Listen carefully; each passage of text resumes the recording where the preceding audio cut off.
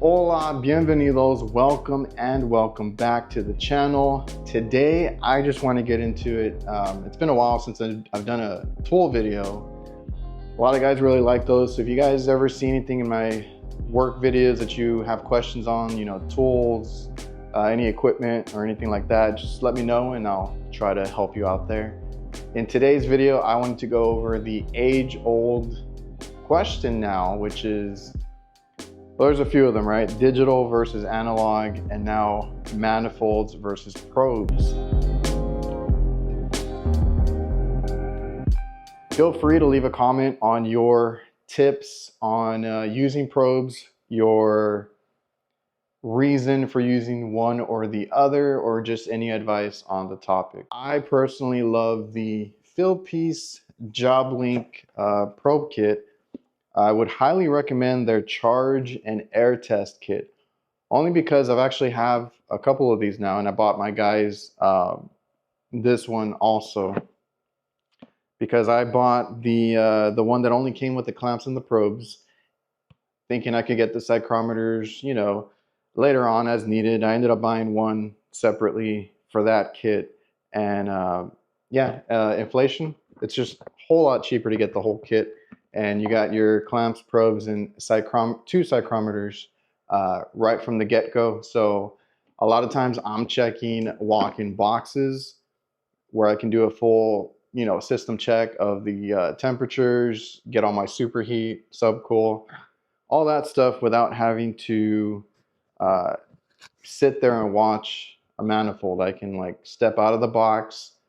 I don't want to be in the box in a walk-in freezer or cooler generating body heat and screwing with my readings. So something like this goes a long way, and I'll go over a little bit of the differences, because a manifold nowadays, if you get a smart one, a wireless one, you can do kind of the same things with each one. So it's also preference, although you don't have a ton of hoses and things sticking out, especially if you guys do RTUs, you know what I'm talking about. You leave the door open and that'll screw with your high pressure reading. So a lot of benefits to this. So I just wanted to go over it really quick, show some tips and the way I use them to basically replace any manifold use. I really do, or I'm used to using a manifold, whether it's analog or digital.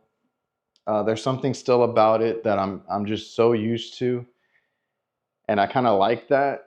But this year specifically, I've kind of gone away from the manifold. I've been using the probes almost exclusively from Fieldpiece, and I'm also moving towards, you know, battery powered tools, where like before I just never saw the point in them. It's all about like convenience and saving time. All right, so this is actually the main benefit of probes versus something like a manifold. This, you can take it with you. They got a pretty neat little bag that goes with it, right? You can use a carabiner, that's what I've done before, and kind of just hook it on to whatever tool bag you have. If you guys have the Wheeler, I'll show it in a minute.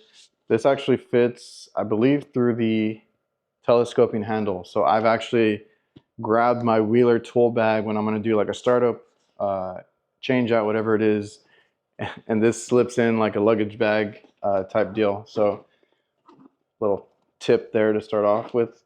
But yeah, essentially you open this up. Now I have also my manometers in here, and I have forgot that I had this in here, but a boroscope to check on like a maintenance, or like I said, startups, things like that. I'm checking heat exchangers, or I need to look into the wall or something.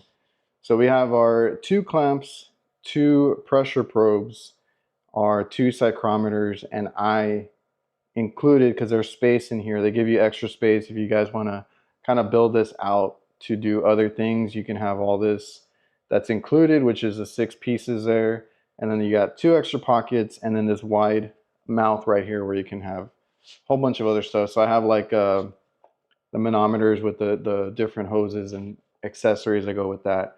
But essentially, you know, this replaces your manifold. Like I said, it's an easy grab and go bag.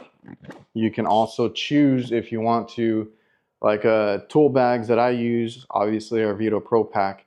A lot of them come with that in mind, that you're going to be carrying probes of some sort. So they have pouches in the back that can accommodate your clamps. These pressure probes, you know, themselves can basically fit into any tool bag. It's not much bigger than a screwdriver, right? So they'll fit in those pockets very easily on any of your Veto tool bags. And then if you have that back pouch, more than likely, or some people put them on the sides, you can put the clamps as well, and you can check pressure, superheat, subcool, all of your diagnostic needs with the probe kit without ever having to go back to the van to get a manifold. That was one of the things that I've been trying to do, is have the smallest tool bag possible. So a lot of multi-tools, a lot of all-in-ones and probe kits fit in my bag to where I can go out to a call no matter what it is and check for power, check if the refrigerant level's low, charge up and top off a unit if need be. I'll show you how I do that with this set, and you can keep going and just keep working instead of going back and forth to the van. And you know, speaking of pouches and storage, there is actually a pouch back here. I have an iPad mini with a pretty big case on it that actually fits in there really well. You can get yourself an Android tablet pretty cheap, around $100. Go to Walmart, you'll probably get them under $100. I've seen them for like 70, 80 bucks. You can get yourself a 7-8-inch tablet to accompany this toolkit with, because the only thing is you do need the JobLink app to be able to use the probe kit. And that's with a lot of these, you know, that's the one, I guess, catch with a lot of these probes and stuff, is you need your phone. So now if your phone, if I'm in Texas, if your phone tends to overheat or it's always dying, I get it. So invest in yourself in, you know, once you get your probe kit, get a $100 tablet or just a cheap one to be able to download the app and always have it ready to use when you have your probe kit, because a tablet will last you a little bit longer as far as like battery and all that kind of stuff. But if not, if you're cool with using your phone, then use your phone. By all means, it connects very quickly, and you do get, I mean, I want to go over a little bit of it. You do get pretty good range on this. It says up to 1,000 feet of wireless signal. Now keep in mind, walls and barriers have a lot of play in that. So 1,000 is like a straight shot, and at that point, 1,000 feet is a weak signal. So for me, working in restaurants and commercial job sites, I in fact can put my probes in a walk-in cooler or freezer, go to the roof, and most times, I will say like 7 out of 10 times, I can still see my pressures and connect to it, and vice versa. If I have everything hooked up to the condenser on the rooftop unit, I can come down, take a break, take a breather, and still be able to monitor my pressures or superheat or whatever it was that I was checking. And that goes with all of their JobLink products. So just quickly mention, you know, their micron gauge, their scale, all that stuff. Very good range to where I can kind of get off the roof, take a break, and still monitor my equipment. All right, so now let's take a look at the probes themselves. Here is our pressure probe. So we have a low and a high. These do take 2 AAA batteries each, so just keep that in mind. I do think that is a plus, because let's face it, we all forget to charge our anything, right? Any batteries or anything. So being able to, if you find a dead pressure probe, being able to at least just remember to stock up a crap ton of batteries in your van, and you'll be good, because if it dies, you can just swap out the batteries and be good to go, versus having to put it in and wait for an hour for it to charge or whatever. So if you turn these on, they turn on rapidly quick. And then these also, another thing that I've done is when one that I need, right, I just need to make sure that we have pressure or whatever, and my suction probe dies, I can grab the next one and just flip this little lever over. And now we have another suction pressure probe when my other one died and I'm on a rooftop and I don't want to get down and go to the van, or I'm just out of batteries. We can do that. These are the clamps here. So these rely on a good solid connection on the copper. So a little trick there is if you put it on there, right, and then you kind of move it back and forth, kind of scratch off the copper a little bit so you can get a good connection. That's always helpful. If not, throw a piece of sandpaper. I usually have one in my tool bag anyway. Throw a piece of sandpaper in the tool bag of yours.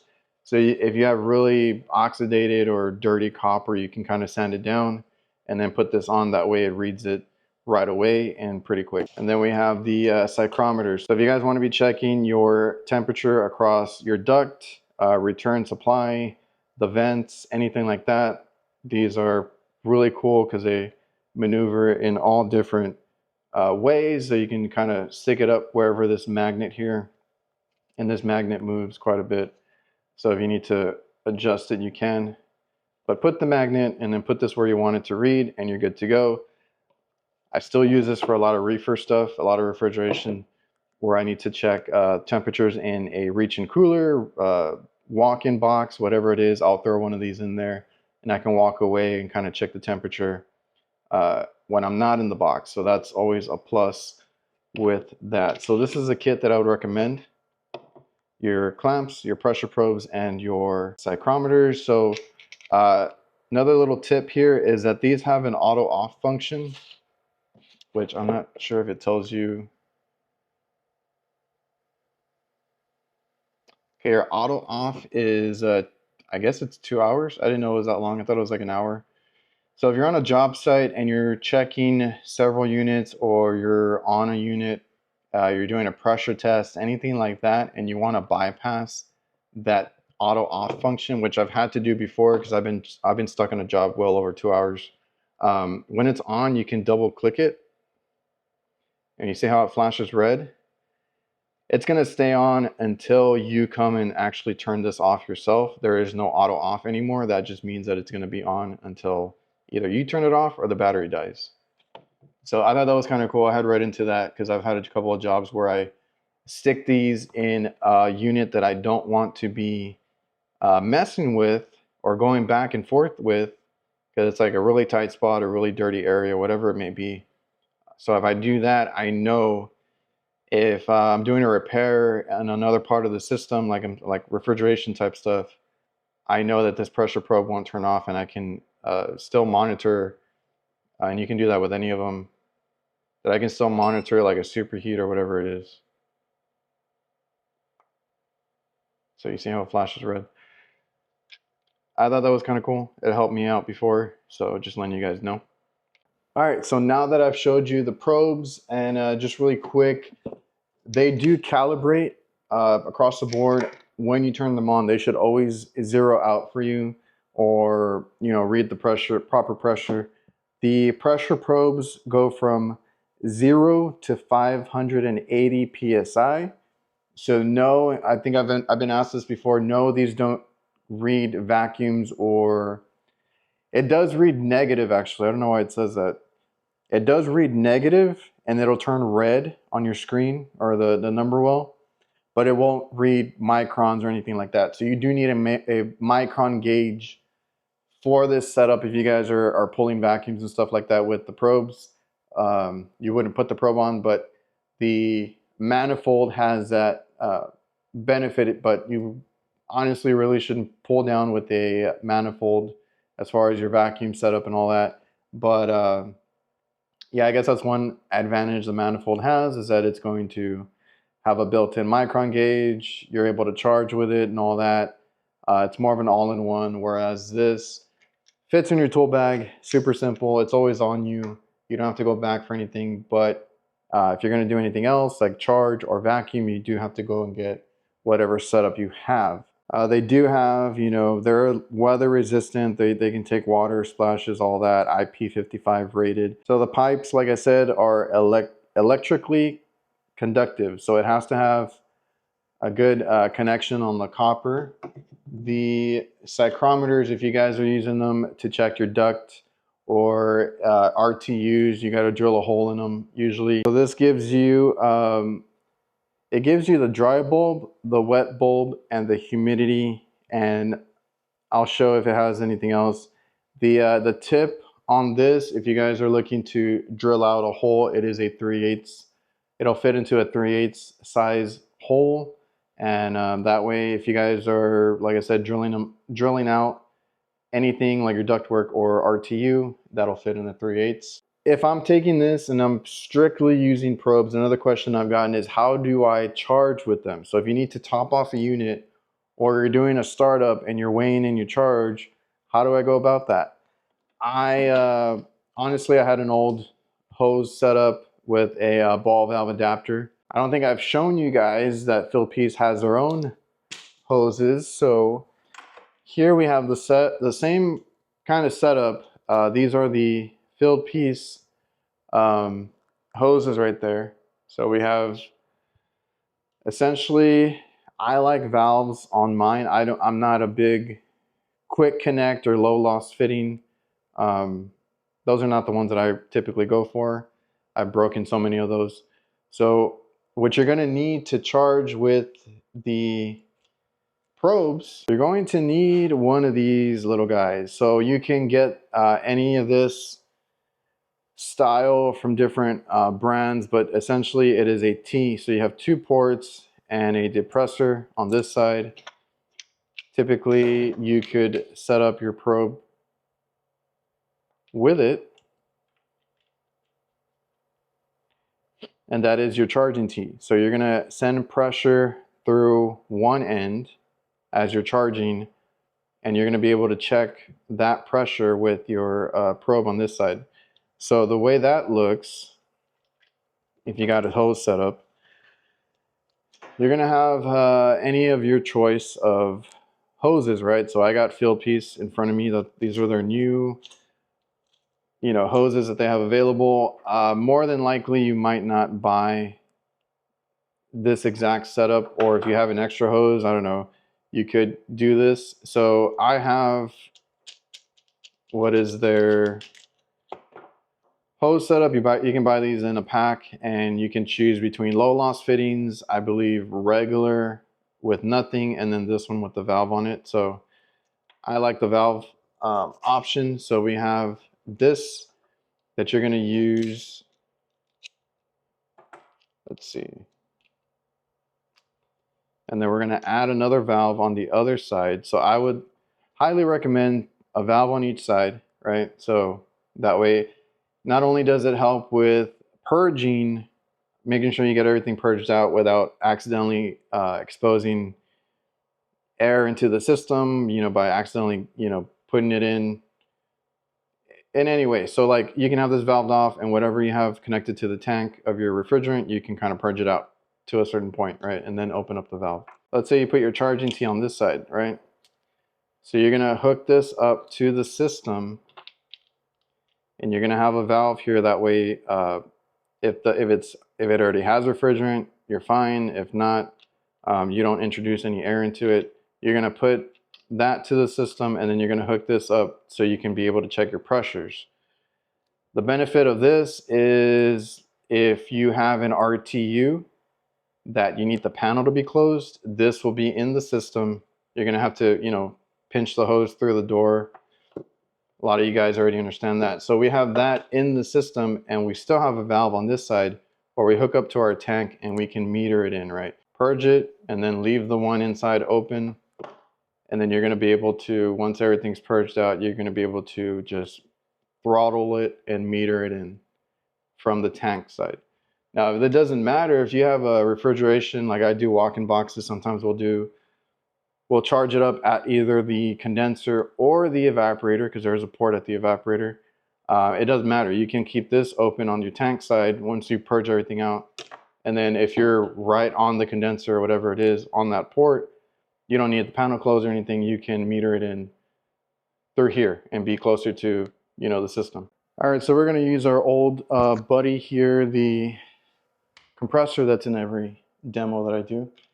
So I can show you just right here on what would be the service port, the charging port. So you're gonna hook up to it like so.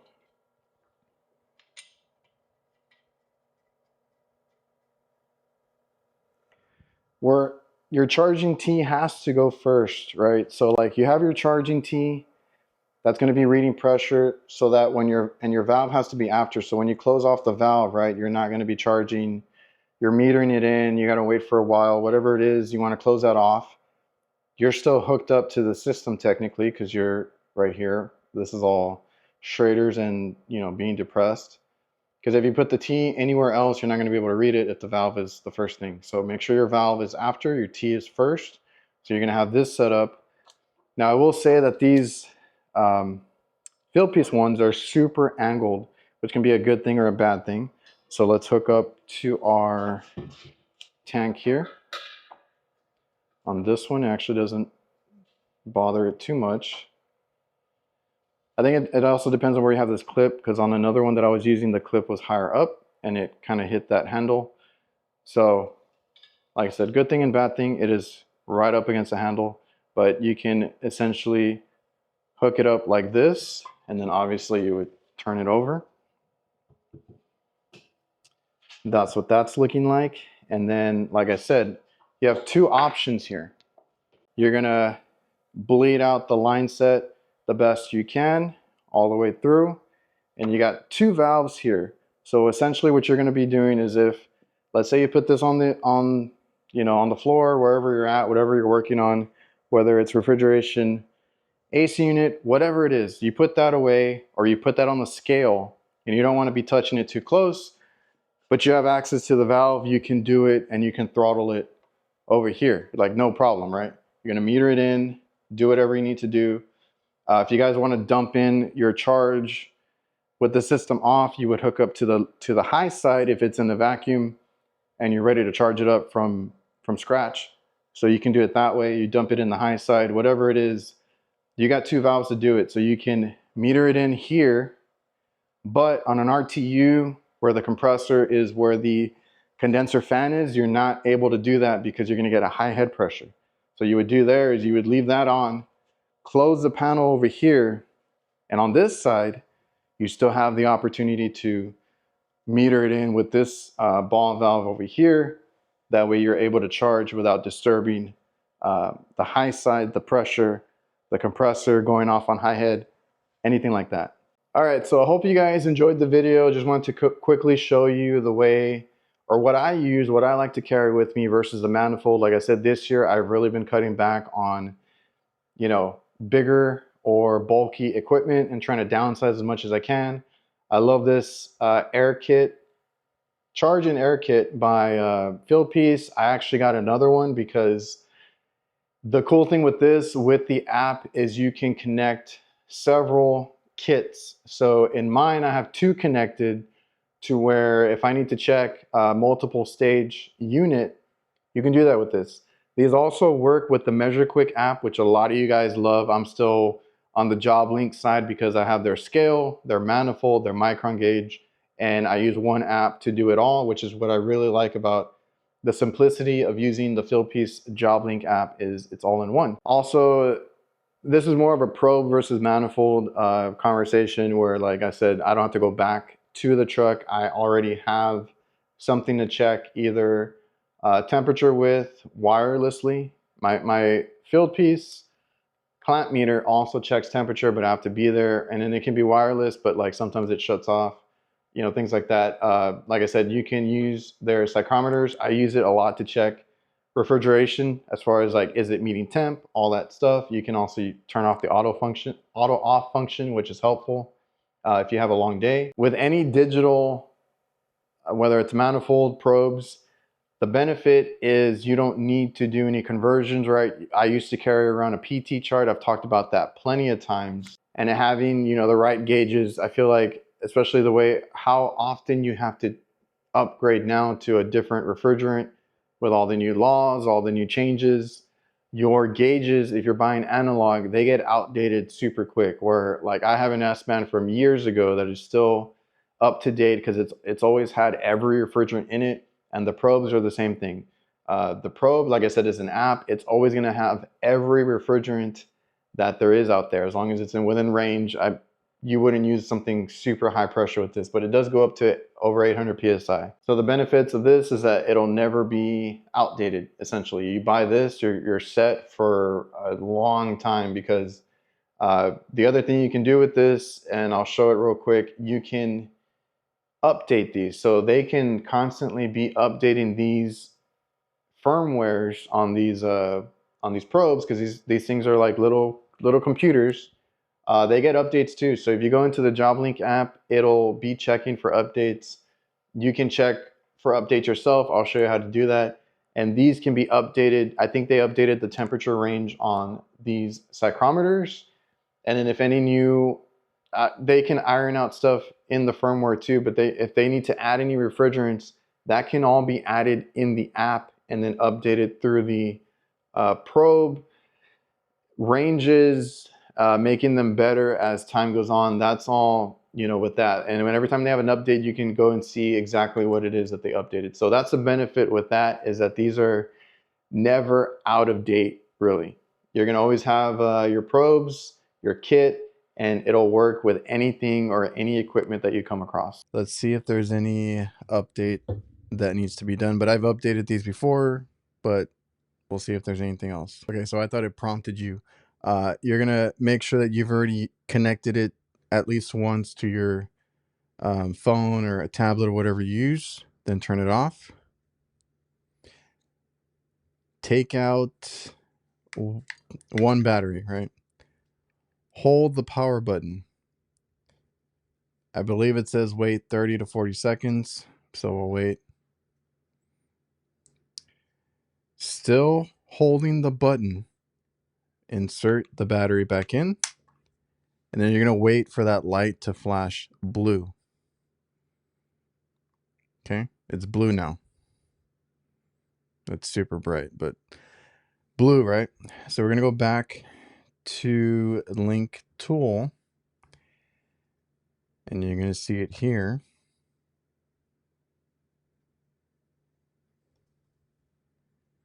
Now, I don't think I have an update for this one, so that's probably all I'm going to see. All right, so I went through all my probes. None of them require an update. Usually when you connect, it'll tell you that there's an update available, and that is just the process. As long as you get the blue light, that allows you to initiate the update if you have one. So here, like I had mentioned, we do, comparing it to manifold.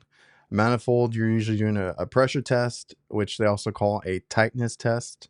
You can do that with the Fieldpiece JobLink set and app. So if you go into the app and you're going to start wherever you were, you're going to go over to the evacuation tab, which is the third one over.